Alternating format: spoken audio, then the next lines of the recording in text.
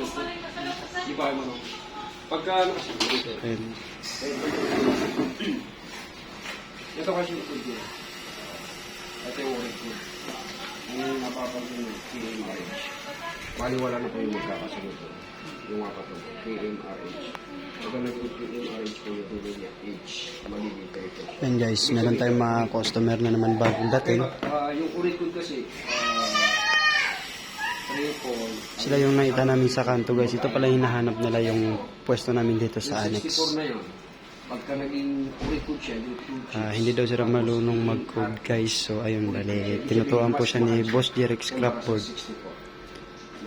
Tulad niya, sabi ko sa inyo, hindi lang kayo basta-basta kumikita.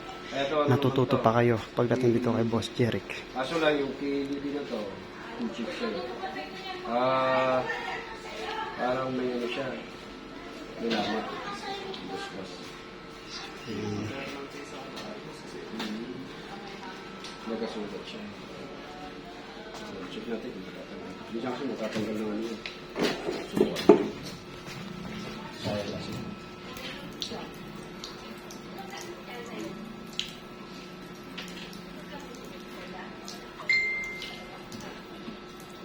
Saan pa kayo galing yan, boss?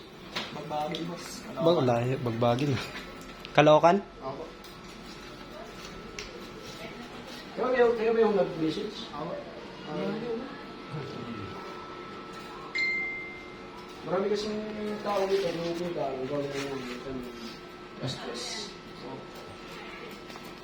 wala ka yun sa amin rin eh.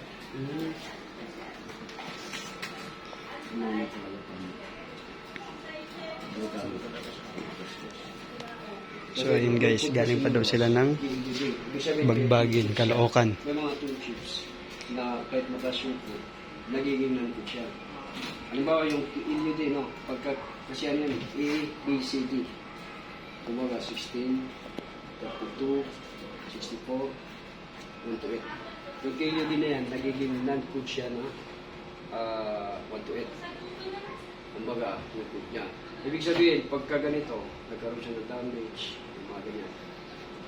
Actually kasi nagiging reject talaga siya. Hindi talaga siya kinakita. Pero ganito man, kahit ganito man, kumbaga, kasi ito yung first edit dito, magiging magkakaroon tayo ng adjustment sa price. Kasi kung tutusin yan, reject talaga yung hindi lang kasi siya gas-gas, para gano'n siya, top-gas na talaga. Ang mangyayari dyan, yung iba, ina-adjust nila sa napakababang. Pero at least, kahit pa paano, tutulong namin sa mga kunting na kahit kunting na nakalaman. Ganyan. Yeah.